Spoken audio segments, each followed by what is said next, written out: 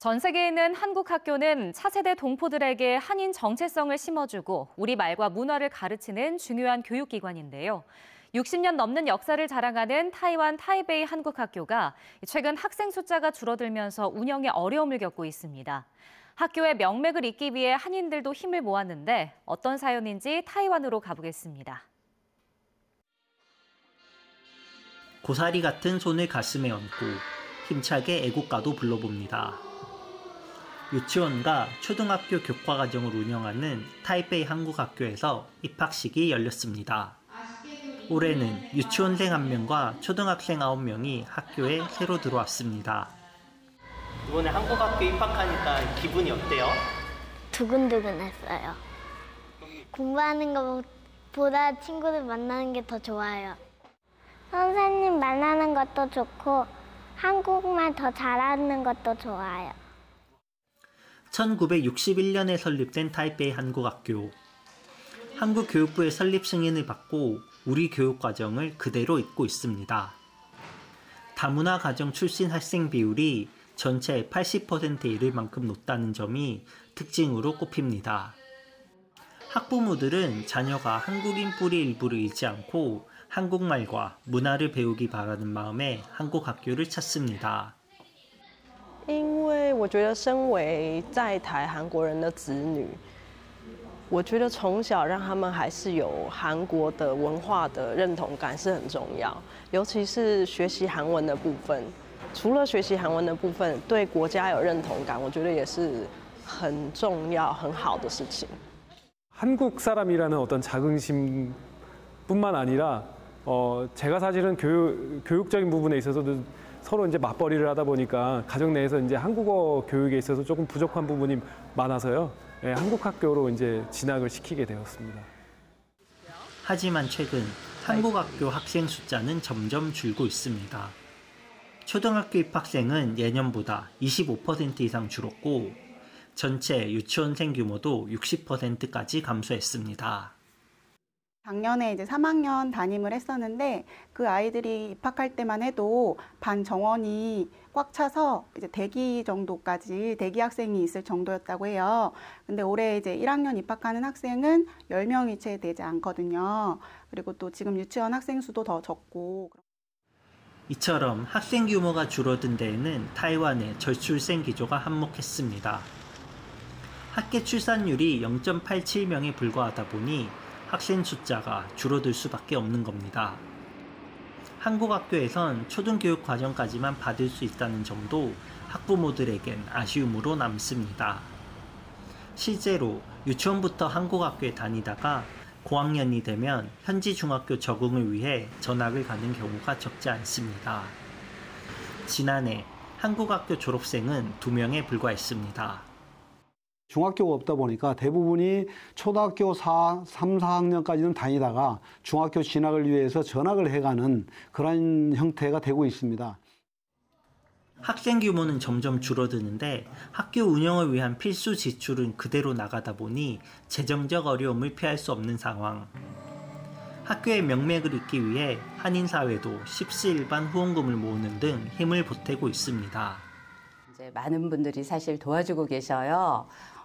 개인 자격으로 도와주시는 분도 계시고 그리고 회사 명의로 도와주시는 분도 계시고 또는 기관에서 도와주시는 그런 기관들도 계셔요.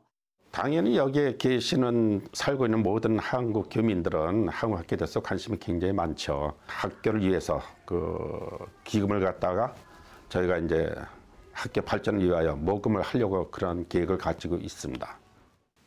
60년이 넘는 세월 동안 타이완 한인들의 정체성을 지켜주고 한국인이라는 자긍심을 키워준 한국학교. 학교를 되살리기 위한 동포들의 다양한 노력이 이어지고 있습니다. 중남미에서는 해마다 여러 국가의 한인사회 대표가 만나 경제 정보를 나누고 상생 발전하는 방안을 모색하고 있습니다. 올해는 아르헨티나에 모여서 중남미 한인사회 간 현안과 경제 교류 등을 논의했다고 하는데요. 어떤 모습인지 함께 가보시죠. 거대한 공장 내부를 진지한 얼굴로 둘러보는 사람들. 원사로 니트 원단을 만드는 이곳은 아르헨티나 한인이 운영하는 소매 공장입니다. 40년 넘게 한 분야에 집중한 것이 연간 3천만 달러, 약 400억 원을 달성한 비결이라는 말에 질문이 이어집니다. 그 원사는 중국에서 들어와요? 아니면 다른? 아니요, 여기. 가전제품 100여 종을 만드는 공장에서는 사진 찍기에 바쁩니다. 아르헨티나 한인들은 주로 의류업에 종사하는데 드물게 가전제품으로 성공을 거둔 이야기에 관심이 쏟아집니다. 이 업체는 20년 전 미국의 한 가전제품 제조사가 사업을 포기하고 떠난 공장을 과감하게 매입한 게 성공의 발판이 됐습니다. 중남미 11개 나라 한인사회 대표들이 아르헨티나 한인 사업가의 성공 비결을 듣기 위해 한자리에 모였습니다. 이 아르헨티나에서 어떤 사업을 하고 있는 거는 저희도 많이 배웠지만은 이거를 제가 다시 파라과이 가게 된다 하면은 다른 그 교포들한테 이 공유하면서 활성화시킬 수 있도록. 중남미 33개국 가운데 한인회가 있는 곳은 18개 나라. 전체 한인은 10만 명 정도로 추산됩니다. 이처럼 한인사회 규모가 커지면서 해마다 중남미 지역 한인들은 동포 간 상생과 한인 경제인의 네트워킹 확장을 위해 국제대회를 개최해왔습니다. 코로나19 팬데믹 동안 온라인과 병행됐던 행사는 올해 대면 행사로 재개됐습니다. 참가자들은 코로나19 이후 많은 동포가 경제적 불안을 겪고 있는 만큼 한인사회에 희망을 줄 수 있도록 노력하겠다고 밝혔습니다.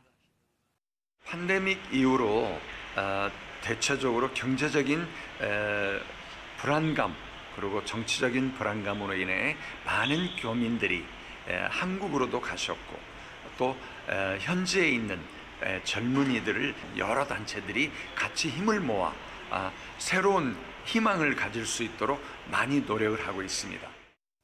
특히 각국 동포사회에서 한민족 정체성을 바탕으로 한 안정적인 세대 교체가 화두인 만큼 함께 방안을 모색하자는 목소리가 나왔습니다.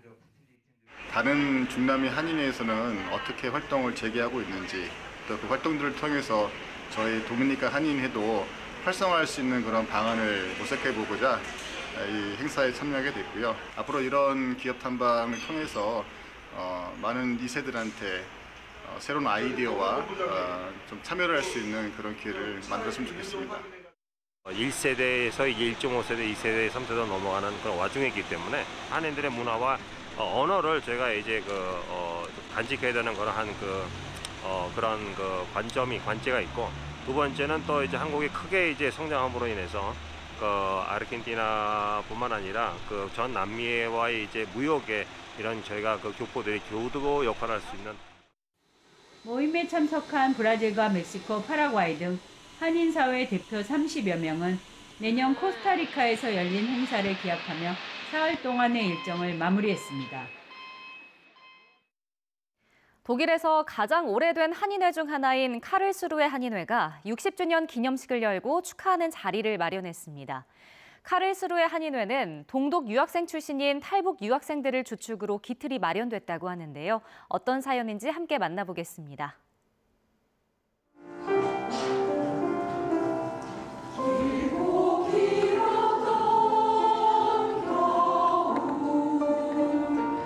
색색이 고운 한복을 차려입고 한국 가곡들을 불러봅니다. 머나먼 고향이 생각날 때면 함께 모여서 그리움을 달래며 불렀던 우리말 노래입니다. 칼스루의 한글학교 어린이들이 공연을 선보이자 어른들의 입가엔 미소가 떠나지 않습니다. 독일 칼스루의 한인회의 60주년을 기념하는 축하 행사입니다. 옛날에 가난하고 한국이 너무 못 살아가 그때 온 사람들이 굉장히 많잖아요, 독일에. 그런데 여태까지 우리가 서로 힘들고 고생도 많이 하고 오늘까지 이렇게 이르렀다는 게 너무 사랑스럽고 아주 좋아요. 우리 한국인으로서 우리 여기 이방 땅에서 살아나가는데 어떻게 살아나가야 되는지, 또 한국인의 또 정체성을 좀 더 우리 후세들에게 알려주는 그런 차원에서 저희가 이 칼스루해 60주년 이런 행사를 가지게 되었습니다. Ja, ich freue mich sehr, dass es seit 60 Jahren den Verein der Koreaner in Karlsruhe gibt und darf als Bürgermeister namens der Stadt Karlsruhe, aber auch persönlich ganz herzlichen Glückwunsch sagen. 지난 1964년 5월에 설립된 칼스루해 한인회는 주변 지역의 한인회와는 다른 특별한 역사를 갖고 있습니다. 과거 독일이 동서로 나뉘었을 당시 동독에 유학 간 북한 유학생 중 4명이 서독 지역으로 넘어오면서 한인 사회의 기틀을 마련한 겁니다. 이렇게 탈북 유학생을 시작으로 이후 많은 한국 출신 동포들이 모이면서 지금의 한인회가 만들어진 겁니다. 1964년에 북한에서 4분이 동독이 있는 드레스덴에서 공부를 하고 디플롬을 받고 서독으로 넘어오셨어요. 그때 소수의 유학생들이지만 그분들하고 교류를 하게 돼서 차차 그게 점차적으로 발전이 돼서 한인회가 형성이 된 겁니다. 이처럼 혼란스러운 시기부터 시작된 칼스루해 한인회는 이제 독일 전역에서 가장 오래된 한인회 중 하나로 자리매김했습니다. 특히 올해 60주년을 맞이한 만큼 한인회의 초석을 다진 유학생 가운데 유일하게 생존한 황영수 박사에게 감사패가 수여됐습니다. 행사에 직접 참가하지 못한 황 박사를 대신해 자녀인 자네트 황 씨가 감사패를 수상했습니다. Und es ist für mich insbesondere sehr schön zu sehen, dass die Kultur meines Vaters so lebendig ist. Und auch wenn die Gründungsmitglieder leider aufgrund ihres Alters wahrscheinlich demnächst nicht mehr da sein werden, dass das alles so wachgehalten wird. Und das erfüllt mich auch mit großem Stolz. Und ich denke, da kann die koreanische Kultur sehr, sehr stolz auch auf sich sein, dass sie solche Menschen hat. 현재 칼스루해와 인근 지역에 사는 한인 동포들은 300여 명으로 추산됩니다. 한인 숫자가 많지 않은 지역이지만 앞으로도 한인회는 독일에서 가장 오래된 한인 사회의 명맥을 잇기 위해 다양한 노력을 이어갈 계획입니다. 그 오랜 역사 동안 활동을 그 9세대 그리고 젊은 세대 그리고 독일인 그리고 한국인 여러 세대와 계층을 아울러서 함께 이렇게 활동을 하기 때문에 독일 내에서도 가장 모범적인 한인회로서의 그런 평가를 받았던 거 아닌가 싶고 부모님께서 항상 한인회 봉사하시고 행사 때마다 참여하셔서 같이 다녀가지고 이렇게 한국 사람들의 모임이 있는 게 중요하다고 생각해서 앞으로도 계속 이어갈 수 있도록 노력해야 될 거라고 생각해요. 한인회 60주년을 너무 축하하는 마음을 가지고 있고요. 더 저희 젊은 청년들도 함께 힘써서 오랫동안 지속될 수 있도록 한 마음으로 동참했으면 좋겠습니다.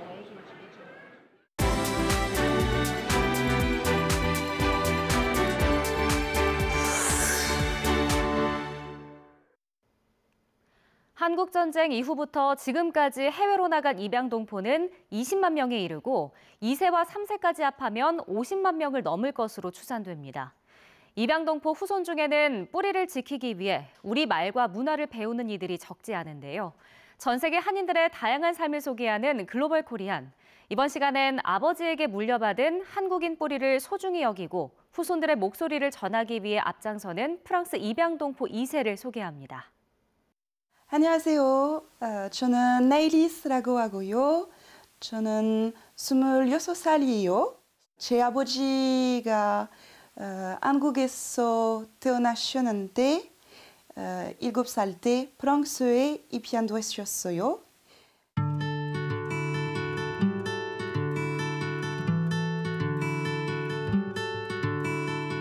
Papa est adopté coréen, donc il arrive en France à l'âge de 7 ans, et ma maman est française.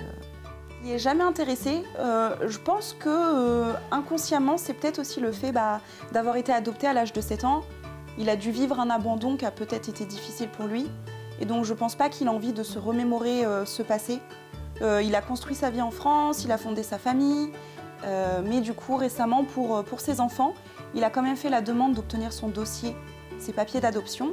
Et donc on a appris que quand il était plus jeune, ses parents étaient ensemble mais ils n'étaient pas mariés. Ils ont eu plusieurs enfants et mon père c'était le dernier du coup de cette fratrie. Et donc quand ils se sont séparés, mon père a vécu avec sa grand-mère côté paternel pendant un moment et quand elle est décédée, il est retourné vivre avec son père, mais son père s'était remarié, il avait eu d'autres enfants, donc il a déposé mon père à l'orphelinat.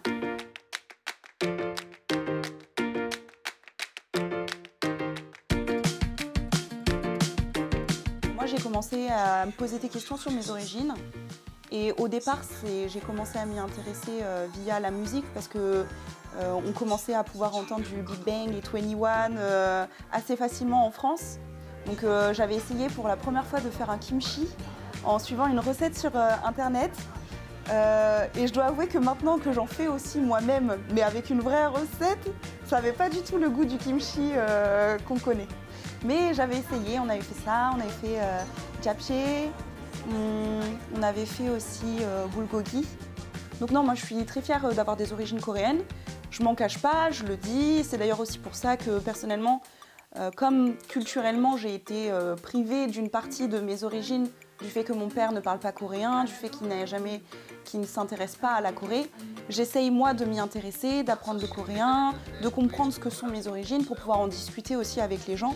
Il était un peu contre, en fait il était contre parce que pour lui le fait que je m'intéresse à la Corée, c'était comme si je reniais mes origines, ma nationalité française en fait.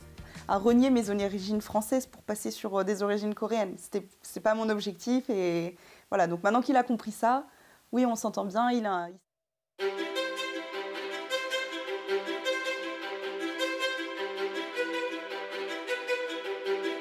Alors moi personnellement c'était un voyage d'une vie parce que depuis toute petite je rêve d'aller en Corée.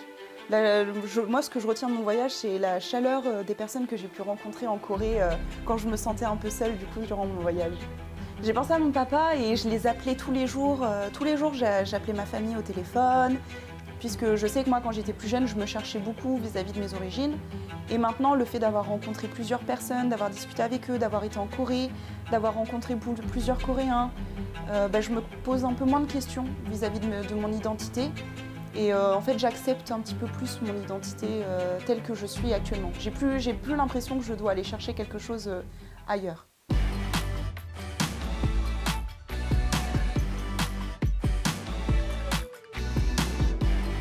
Personnellement, je suis en charge de développer les activités pour la seconde génération, donc les enfants des adoptés. Et à côté de ça aussi, je m'occupe d'accueillir les nouveaux participants lors des déjeuners mensuels. Donc j'essaye d'organiser des événements où on se retrouve entre nous pour discuter, discuter de notre vie en général et souvent on discute aussi de nos origines, de comment on s'identifie, de notre relation avec nos parents. On discute beaucoup de ça. Là, on va essayer de faire un podcast aussi justement pour discuter de ça et de pouvoir le diffuser.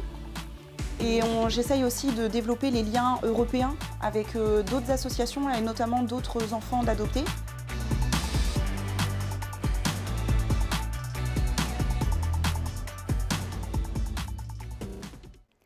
미얀마와 라오스, 태국이 접한 산악지대인 골든 트라이앵글 지역에서 한국인을 대상으로 한 취업 사기 사례가 급증하고 있습니다. 지난해에만 94명, 올 1월에만 38명이 피해를 신고했는데요. 사기업체들은 온라인과 SNS 등을 통해 높은 급여와 해외 근무, 숙식 보장 등을 내세워 구직자를 현지로 유인한 뒤 휴대전화와 여권을 빼앗고 보이스피싱 등 불법 행위를 시키고 있습니다. 이 지역은 현지 치안 당국도 진입하기 어려운 곳이어서 신고도 또 구출도 쉽지 않습니다. 정부는 취업 사기 피해자들의 입국 경로인 태국 국경 검문소 2곳에 특별 여행주의보를 내렸는데요. 동남아 취업 광고에 유의하고 위험 지역은 아예 방문하지 않는 것이 피해를 막는 가장 근본적인 방법입니다. 오늘 글로벌 나우 여기서 마치겠습니다. 시청해주신 여러분 고맙습니다.